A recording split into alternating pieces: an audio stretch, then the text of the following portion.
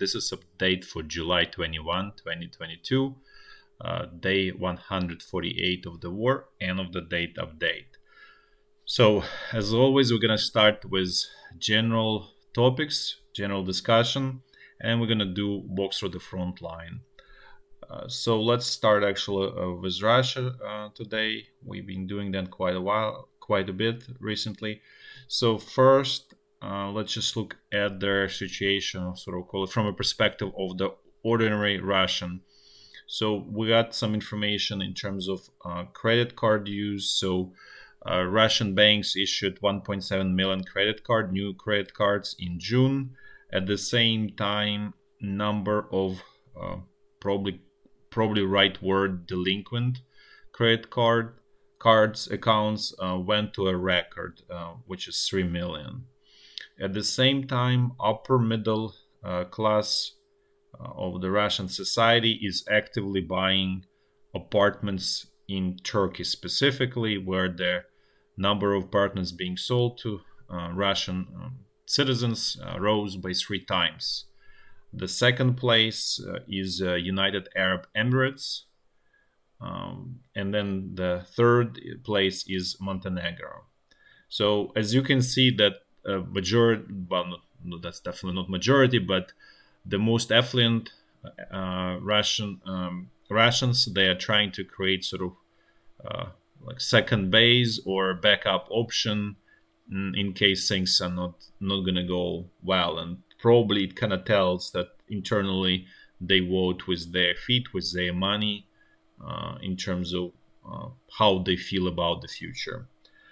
Then there was actually a very interesting piece of information. There was a live poll on the regional TV, and that's why we have this map in Krasnoyarsk. So this is the city, Krasnoyarsk. It has population 1.1 million inhabitants.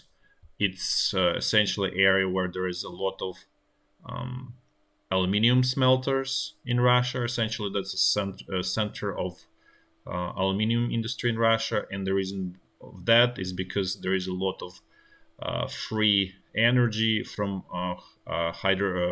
hydropower plants that was built during Soviet time.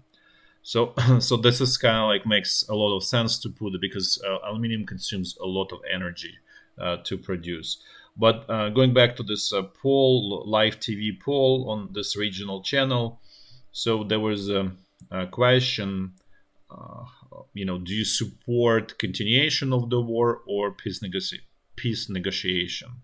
So it was a very surprising number. It was 59% of those who responded, they were for negotiations, and 41% was to continue the war. So apparently inside of Russia, sort of there's wind of change. And obviously we cannot extrapolate for entire Russia, but it's pretty big. It's 1.1 million people. It's a essentially large, not only regional centers, like large center in Siberia. It's called like Central Siberia here, between Lake Baikal here and essentially Urals. I think they're actually, yeah, so they're here. So that's pretty large center here, along with a few more cities like Irkutsk, somewhere here. But it's definitely also important economic powerhouse for Russia.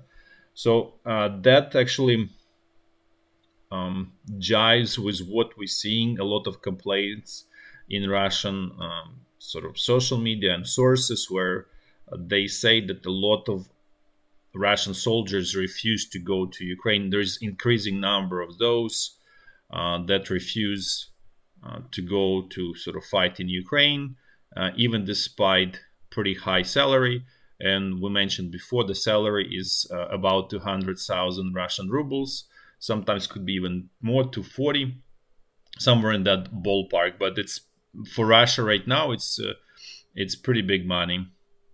Obviously, you can easily die as well. That's so apparently that's not enough of incentive for most of the Russian population to join the Russian forces in Ukraine.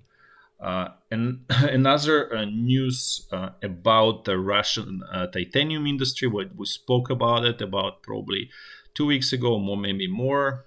So there is a Russian company, monopoly essentially, called VSMPO Avisma, that's producing titanium. This is a very important metal for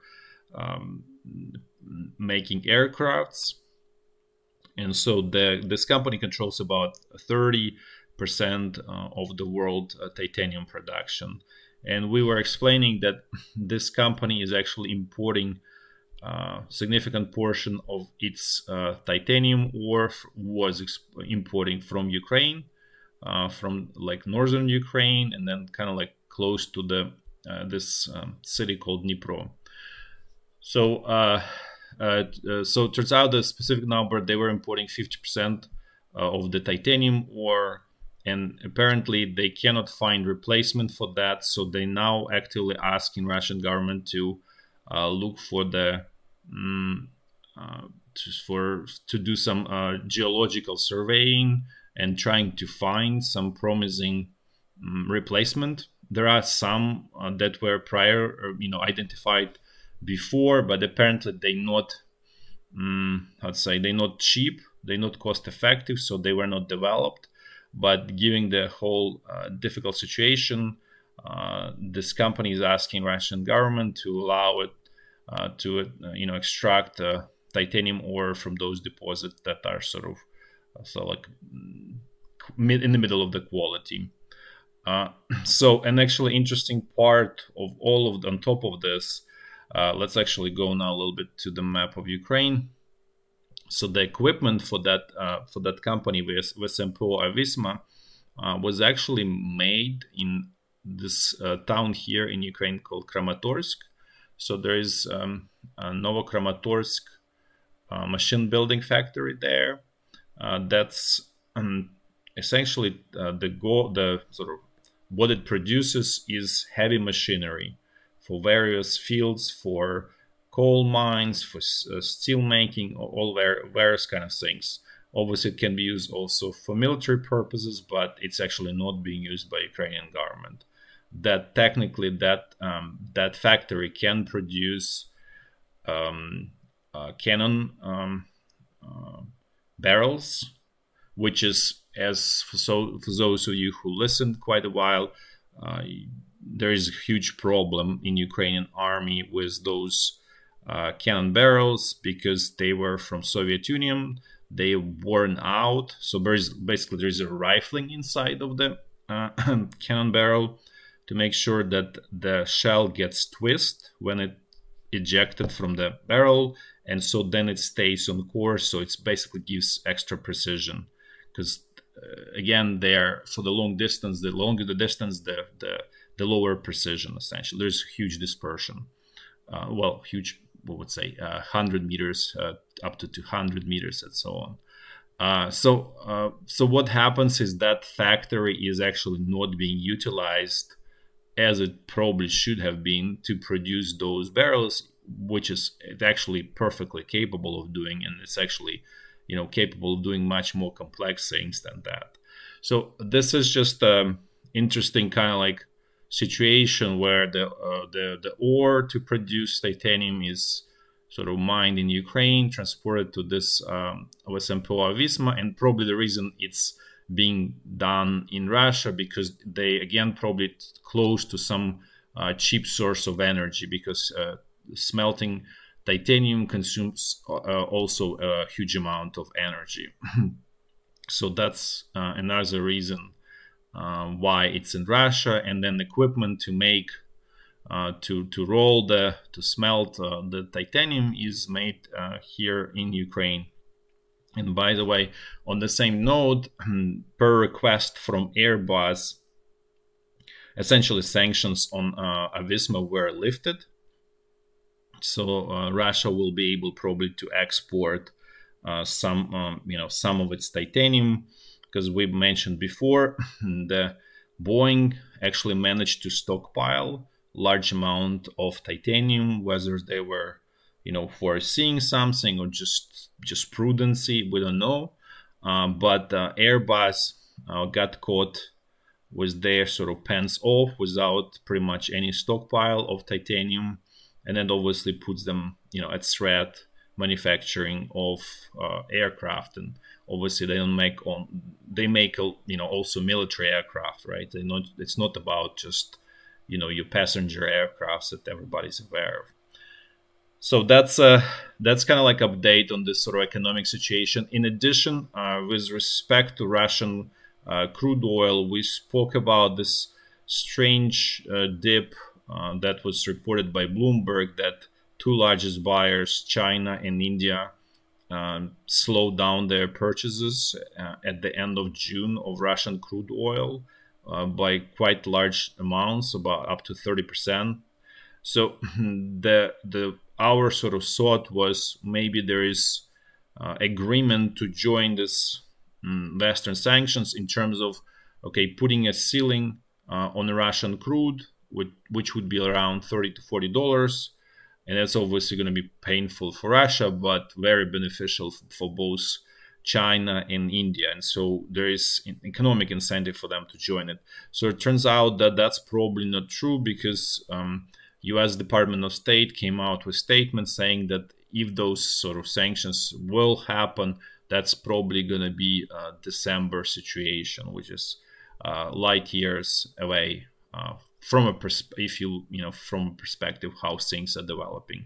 So that's probably something else is going on, and there's also a possibility that that information from Bloomberg is also error. And the reason that's possible, we're not saying it's for sure, but the reason it's possible because actually Russian government made secret all of the statistics related to anything production of energy, transportation of energy, export of energy products, meaning like coal, crude oil, natural gas, everything, all of that is now secret. So you cannot really get it from Russian resources.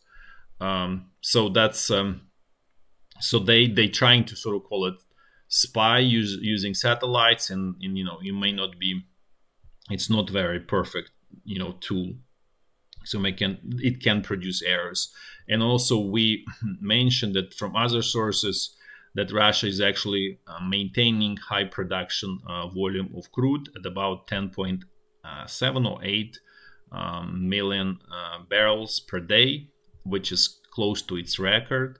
So that really, it doesn't sort of make sense if India and China are not buying, then where is it going? Let's put it this way. So there are some questions about this whole situation.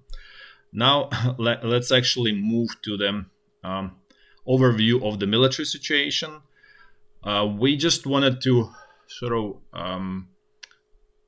initiate the discussion about on the casualties. Some times ago we mentioned about the casualties, our sort of estimations, where that's not precise numbers. So we just want to kind of put another yardstick there in terms of our estimates of the casualties on the both side, specifically obviously the deaths, because both sides are not reporting those.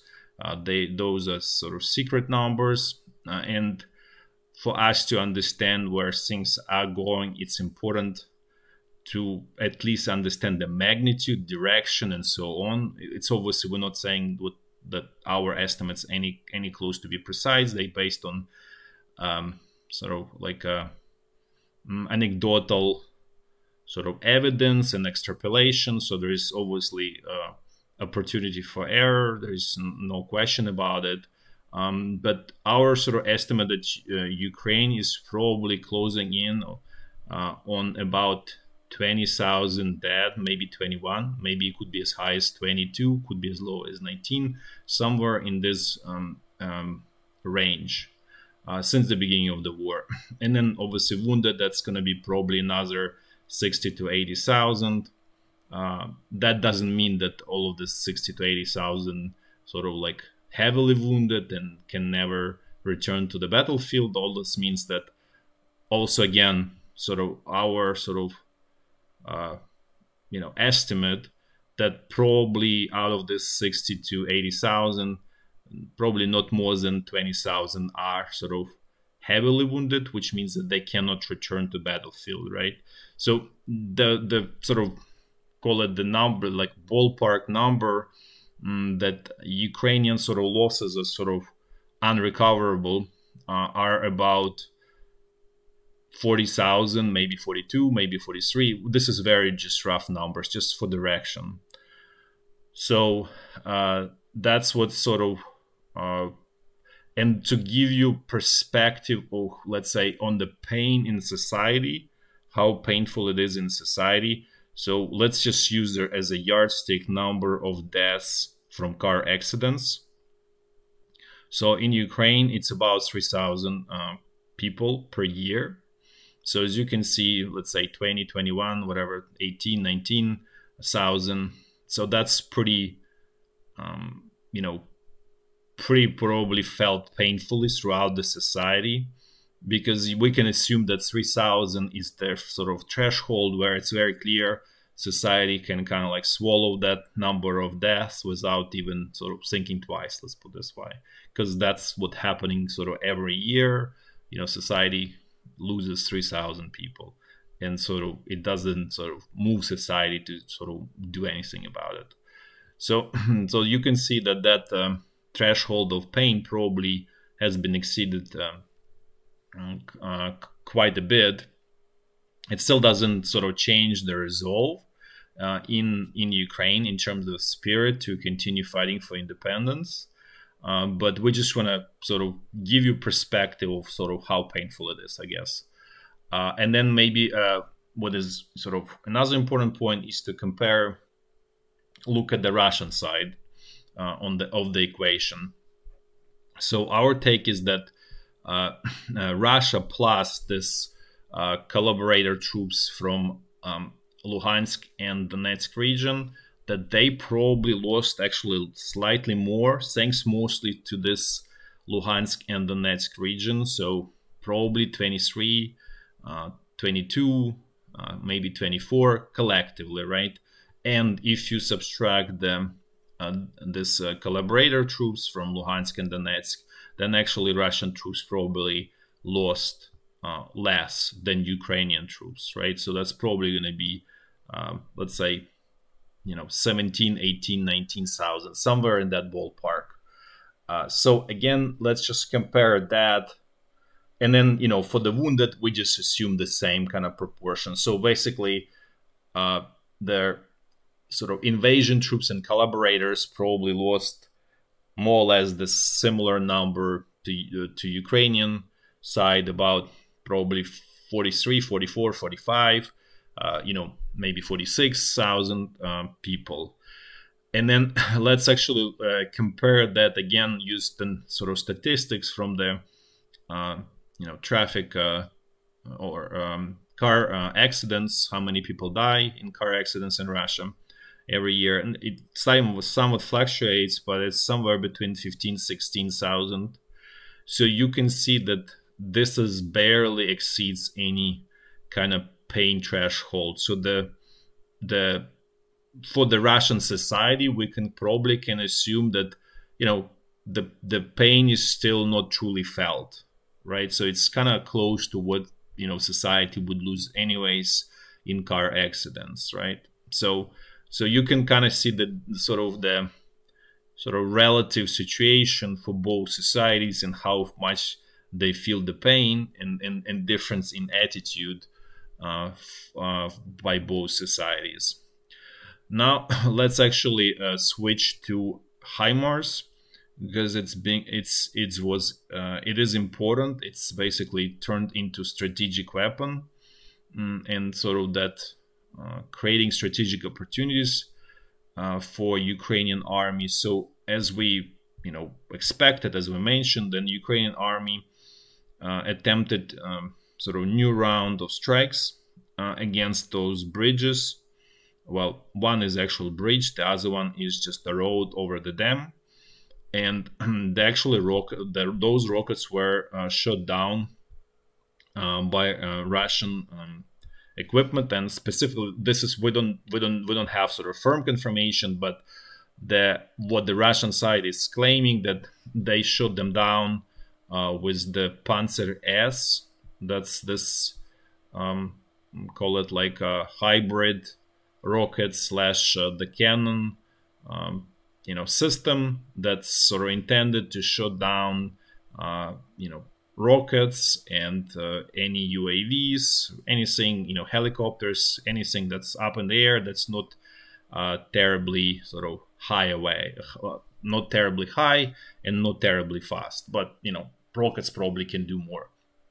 So what this also probably means that Russian forces had to put quite a bit of those there, probably at least 6 or 7 of those units, in order to like fully protect, right, to give close to 100% guarantee that the rockets will be shot down. And the Russian side reporting that there were 12 rockets launched, which means there were two launching trucks used by Ukrainian side.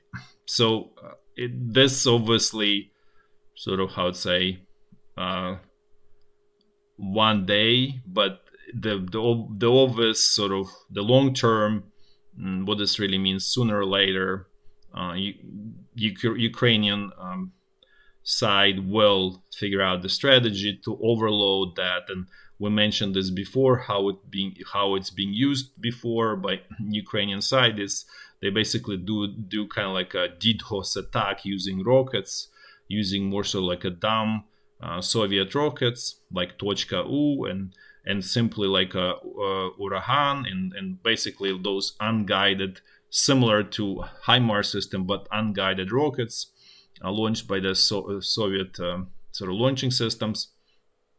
And so they overload this defenses, anti-air defenses, and once they sort of somewhat exhausted, then you shoot with the HIMARS system. So probably what's going to happen next is that maybe Ukrainian command got a little bit overconfident, didn't use this DDoS strategy, and so therefore those rockets got shot. So if the DDoS, this rocket DDoS strategy is being used, then it's probably going to be more successful. So this is continuous. It's not going to be sort of quick solution there, but sooner or later this knot will be cracked. Let's put this way. The writing is on the wall for sure. And as we discussed before, that really creates actually excellent opportunity for Ukrainian side, for Ukrainian command, because what it allows to do, it doesn't require, then it allows Ukrainian troops to do sort of successfully sort of liberate this Kherson bridgehead with the skills that they have, right? And we mentioned many times before, there is a clear lack of skills, and this doesn't mean about the sort of soldiers or motivation. It's really referring to the communication system, the top command, middle command. That's where the problems are, and that's where everything is stemming from there. And so that problem has not been resolved in Ukrainian army as a whole. But even without resolving that problem, then Ukrainian army will be capable to sort of squeeze out Russian troops from this bridgehead because simply they don't have enough supplies. So in a way, it's going to be something similar to what happened west of Kyiv and east of Kyiv. Basically, Ukrainian troops were, killing Russian side by deaths of 1,000 cuts. And eventually, the pain will be enough so that the Russian side will have to fold. And really, from our observation, the Russian command, or let's say people who advise it, we don't think it's actually the Minister of Defense or sort of facade who we see. It's more probably think tanks from KGB and so on. What they are excellent sort of strategists, and if they see that they sort of have no, that they're gonna be defeated in the long run, they just fold pretty quickly. They don't try to sort of fight against all odds. What they do is they fold pretty quickly and just pack up and leave. They don't try. This is not this is actually a very different, even mental approach from, let's say, Soviet Union and Soviet army, where they would just fight against all odds, right? With motivation of like machine guns behind your back, but nevertheless there was a huge determination to do whatever, doesn't matter. Here it's more these people more like a chess player. If they calculated that in 2 or 3 turns they're gonna lose, they're just gonna fold up and just leave. So, and this is kind of situation like that, where it's very clear the writing is on the wall. This bridge already essentially destroyed. This road over the dam is going to be damaged enough, so you're going to have problems there, and there is nothing, you cannot recreate another bridge. And some people were saying you can use ferries. So first of all, there's simply not enough ferries, or if there are even any, because in Ukraine, in this rivers, there is pretty much never used, like I haven't seen single ferry actually. So this is something that's probably more popular in, let's say, Western Europe, but in Ukraine it's a kind of like non-existent essentially. So that's also not a solution, and the pontoon bridge is going to be effectively destroyed in the same way. So you can, and it needs to be huge, because this is about 300 meter width, so it's not like 20 meter or something. It has to, you have to use huge amount of your pontoon park to do that, and then you may lose pretty much all of your pontoon park as a result of several successful hits. So it's basically the risk and reward is simply not there, and it's going to be super expensive to resupply these troops. So that's why this is why we say it's excellent opportunity, because Ukrainian army doesn't even need to get better to win. Essentially, the result is going to be guaranteed by their lack of resupply, and then Ukrainian army just will put the final sort of finishing hit towards the exhausted troops. So now let's actually, and again, sorry for kind of jumping into this Kherson situation, because it's becoming important. And just this whole HIMARS system is more general as opposed to just related to this section of the front line. So we just want to mention what's going on. Now let's actually go back to the walkthrough in more sort of traditional way, where we start from the very north and then do clockwise fashion. So again, there was somewhat heightened activity along the border, sort of more artillery shelling, more exchange of all sort of actions on both sides, military actions. But as we mentioned before, we don't think anything is gonna come out of this. Now let's move to Kharkiv. Let's see what's going on there.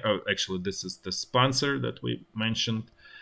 So situation here is somewhat similar to yesterday. Russian troops are hitting in the same area around this village Pitomnik here and Velyky Prohody. So, but again, no progress here.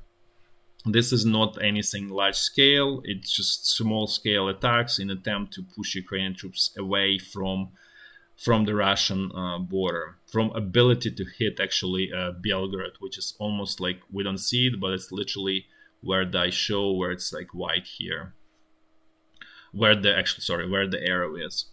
Now let's move south. Let's see what's going on Izyum bridgehead. It actually was completely quiet, meaning it wasn't truly quiet. It was meaning in terms of large scale attacks. That's what I mean. There's always like commando reconnaissance action going on in this forest. This forest is essentially, we mentioned about this, that this is Kherson forest, and this is sort of another section of that Kherson forest. There's never ending sort of small sort of scale action going on in this area. Now let's actually move, and this is actually another observation we want to pay, kind of draw your attention to, that used to be very hot area. This whole, it's always where like large attacks and so on. And as you can see, it's like really cooling down. Sometimes, you know, every other day there may be something, but it's getting to the point where it's like, you know, as time passes by, there's fewer and fewer action going on in this area.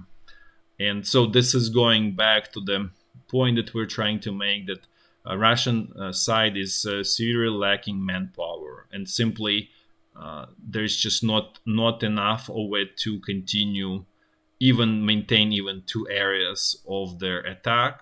And the focus has been, and let's just move to North Donbass section. So this is where, you know, everything that could be pulled together is that's where everything is brought in. And even here, it was a relatively sort of, call it, slow day.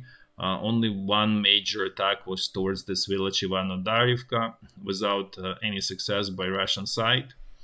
And then there was a little bit more south by Wagner mercenaries. They're still trying to capture this power plant here, and then they just pushing just in the western direction here, Vershina, to kind of create even sort of you know, kind of like bigger threat of encirclement, sort of kind of more uncomfortable situation for Ukrainian command in this area. But nothing sort of kind of worked out for them. Now let's move south to west of Donetsk. Situation here is pretty much also on pause, just general sort of you know, artillery shelling, but no major attacks. Let's just probably better way to describe no major attacks. Some probing action, small scale, it's happening everywhere all the time along the entire front line, whatever it is, 1500 kilometers plus minus. Now let's jump to Zaporizhia front line. Things here as well, the same as what we discussed west of Donetsk. What is essentially going on in Izyum right now, bridgehead, what essentially is going on near Kharkiv. So everything is just sort of, call it, sort of freezing, and there is sort of less and less action, mostly just artillery shelling and, just as we said, reconnaissance action. And now let's jump to Kherson bridgehead, and there is actually some new information that we sort of were not aware. And again, this whole area around the Avdiyivka bridge is a source of a lot of confusion and sort of, call it, like a black hole of the entire front line. So what we mentioned before, it's for sure, we know that the Avdiyivka bridge is under Russian control, but it actually turns out that Ukrainian side did manage to maintain 1 or 2 villages kind of like south of the Avdiyivka bridge as a bridgehead. So the Russian side was today was trying to actually push to basically destroy that tiny bridgehead. And the logic is very obvious why they did it. It's basically preemptive attack to destroy this bridgehead, so this bridgehead is not going to get used later once they're one bridge is essentially destroyed. Once this road over the dam is destroyed, so then obviously this is going to be a very obvious area of where their Ukrainian side will attack, where it's going to be launching pad for attack. So they want to kind of destroy the opportunity in the first place, right? So that's they preemptively striking to destroy this bridgehead essentially here.